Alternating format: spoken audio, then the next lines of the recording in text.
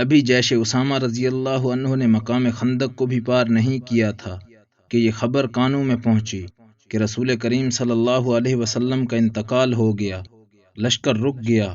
حضرت اسامہ رضی اللہ عنہ حضرت عمر رضی اللہ عنہ کے پاس آئے اور کہا کہ آپ رسول اللہ صلی اللہ علیہ وسلم کے خلیفہ کے پاس جائیں اور ان سے اجازت طلب کریں کہ لوگ واپس لوٹ آئیں، کیونکہ مجھے خلیفہ رسول کے متعلق اطمینان بھی نہیں ہے، اور کہیں مشرکین مسلمانوں کے قیمتی سامان کو اٹھا نہ لے جائیں۔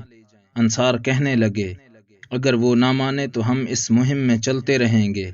آپ ان کو ہماری طرف سے پیغام پہنچا دیں اور ان سے یہ مطالبہ کریں کہ ہمارے اس امر کا ایسے آدمی کو ذمہ دار بنائیں جو اسامہ رضی اللہ عنہ سے زیادہ عمر رسیدہ ہو۔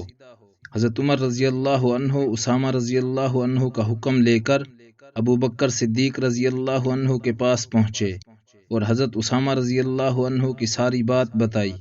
حضرت ابو بکر رضی اللہ عنہ نے فرمایا کہ اگر یہاں کے کتے اور بھیڑیے مجھے اٹھا لے جائیں تب بھی رسول اللہ صلی اللہ علیہ وسلم کا کیا ہوا فیصلہ واپس نہیں لوں گا۔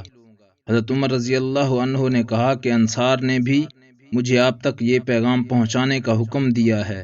وہ مطالبہ کر رہے ہیں کہ اسامہ رضی اللہ عنہ سے زیادہ عمر والا شخص ان کا والی بنایا جائے۔ یہ سنتے ہی حضرت ابو بکر رضی اللہ عنہ شیر کی طرح جھپٹے اور حضرت عمر رضی اللہ عنہ کی داڑھی پکڑی اور پکار کر فرمایا، اے ابن خطاب، تیری ماں تجھے روئے۔ کیا تم مجھے ایسے شخص کو معزول کرنے کا کہتے ہو جس کو خود رسول اللہ صلی اللہ علیہ وسلم نے ان کا والی بنایا ہے؟ حضرت عمر رضی اللہ عنہ خجالت کے آثار لیے واپس مڑے اور انصار کے پاس پہنچے تو انہوں نے کہا کہ کیا ہوا؟